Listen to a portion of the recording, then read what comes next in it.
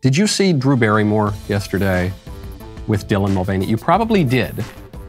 This was on Drew Barrymore's show. Drew, who I generally like as a public figure, she seems very likable and charming and delightful. She was interviewing Dylan Mulvaney, this transvestite man who performs this wild caricature of a woman and seems to have a lot of problems. I did an in-depth sort of exploration of Dylan Mulvaney, which you can find over on my YouTube channel, that went a little bit viral because I think a lot of Dylan Mulvaney's expression is not about biology and it's not about sex and gender identity. I think a lot of it is owing to the fact that he is an actor. People keep forgetting that he's playing a role. So Drew Barrymore is interviewing him, and it got weird. Where do you find the strength to keep being the joy? Well, I think having my chosen family and the people that I love to take care of me. But I also think there's something just about making sure that you don't put something out there before you're ready, and really just surrounding yourself with good people. It's interesting because I look at someone like you and I can't imagine anybody disliking you. Oh, please. Do you want to know, ironically, who dislikes me the most sometimes? Who? Myself. Oh, me me too. too. Put a pause there. So this is the moment that everyone's focusing on because Drew Barrymore gets down on her knees, almost like if you were religious, maybe you get down on your knees and pray before an icon or a statue. You're in an act of veneration. But before we get into all that weirdness, think about what Drew says. She goes, "Do you know who often hates me the most sometimes is myself." And it's a sort of a saccharine line. But I'm sure this is true of a lot of people. Everybody has self-doubts. Everybody has insecurities. Everybody kind of hates themselves sometimes. Especially, you think about it, you're a teenager, you're angsty, whatever period of life where you've had a little bit of angst or something. You have probably felt this way. So then what? Then what? We can't just leave it at that. You have to ask yourself, okay, if I hate myself, for what is causing that? Is it because I have been lied to? Is it because I have been abused?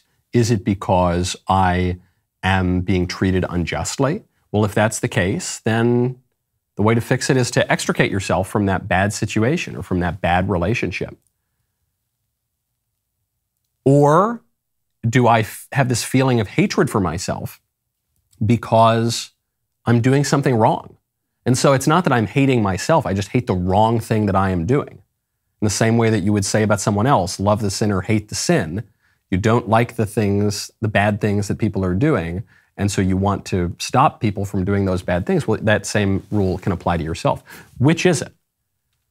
The people want to just jump to, no, you got to love yourself. You got to affirm yourself, baby. You do it. You're a goddess. You're the greatest. You're the queen. Slay. Yeah. No, the first thing, if you have a feeling of self-hatred, the first thing you have to ask yourself is this feeling just?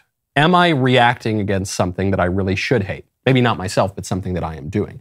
If so, fix the thing that you're doing. If it's because of a distorted perception of yourself because of external circumstances, get yourself out of those circumstances. If it's because of a distorted view of the whole world, well, fix your view of the world. It reminds me of that C.S. Lewis quote that I always go back to.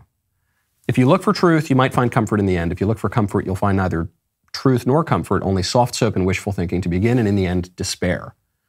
That feeling is not going to go away, and it's so central to the transgender argument. Say, I feel uncomfortable with myself, I hate myself, I don't like the way I am, and so the way that I'm going to fix this is I'm going to chop up my body. And that's going to fix my feelings of anxiety and stress and suicidality. Except it doesn't. It doesn't. This is why Paul McHugh, who pioneered the transgender transition surgery at Johns Hopkins, he opened the gender identity clinic, this is why he shut it down. It's because it didn't really improve outcomes. People were essentially the same in the long run as they were before the surgery. It's not that they were much worse off. It's not that there were huge rates of regret. It just didn't really help anything, so he shut it down. Because the source of those problems is from a conflict between one's delusions and reality, or one's vice and reality, or ways that we are not living in accord with right reason. You're not going to fix that by just brushing it over. That's the soft soap, and that's not going to lead you. The truth will set you free. The soft soap and the wishful thinking will ultimately just lead you to a kind of despair. Right now, go to expressvpn.com/Michael Knowles Show. Let me ask you something. When you use the restroom, you always close the door behind you, right? You don't want random passersby looking in on you. So why would you let people look in on you when you go online? Using the internet without ExpressVPN is like going to the restroom and not closing the door, okay? I love ExpressVPN. I'm a total Luddite, so I barely know how to use any technology, but it's so easy to use, even I can use it. You just download it, one click of a button on your cell phone, on your laptop, on your iPad, on whatever you want. I can say with full confidence ExpressVPN is the best VPN on the market. Here's why. Number one, ExpressVPN doesn't log your online activity. They even developed a trusted server technology that makes it impossible for their servers to store any data at all. Number two, speed. ExpressVPN does not slow down your user experience. You can stream HD videos with zero buffering. Number three, ExpressVPN is incredibly easy to use. It's that one button, you're done, you're good to go. If you're like me, you believe your online activity is your business, use our link, expressvpn.com/Michael Knowles Show today.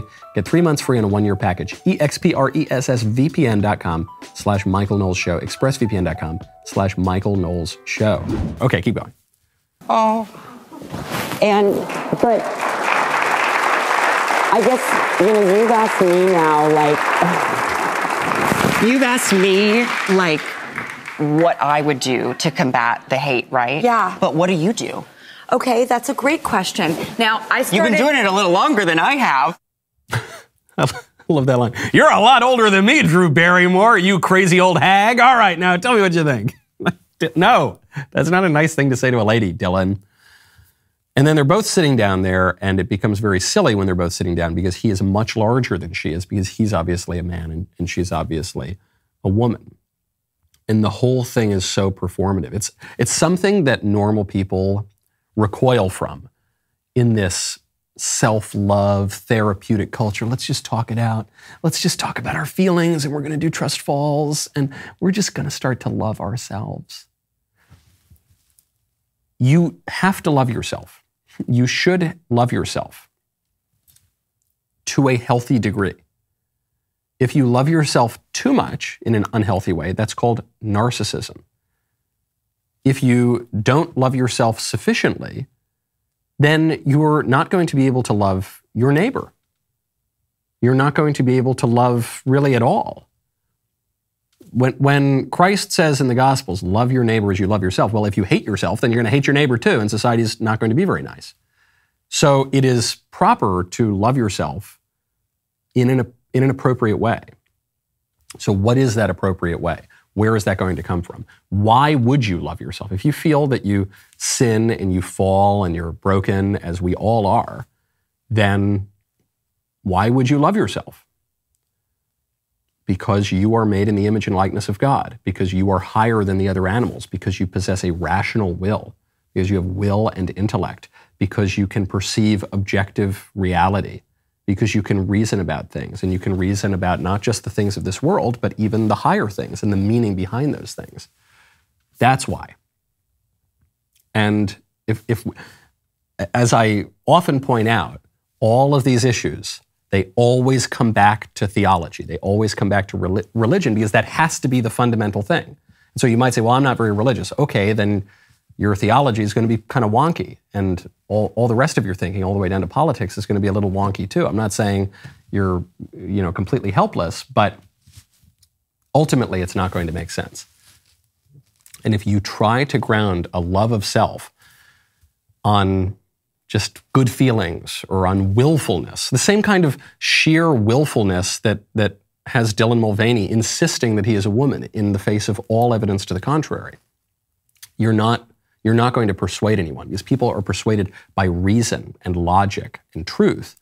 They're not persuaded by will. They might submit, they might cower in fear, they might pretend to believe if you insist with sufficient force of will. but you're not really going to persuade everybody. The thing that persuades people is reason and logic and truth. The rest of the show continues now. You don't want to miss it. Become a member and use code Knowles, Knowles, at checkout for 2 months free on all annual plans.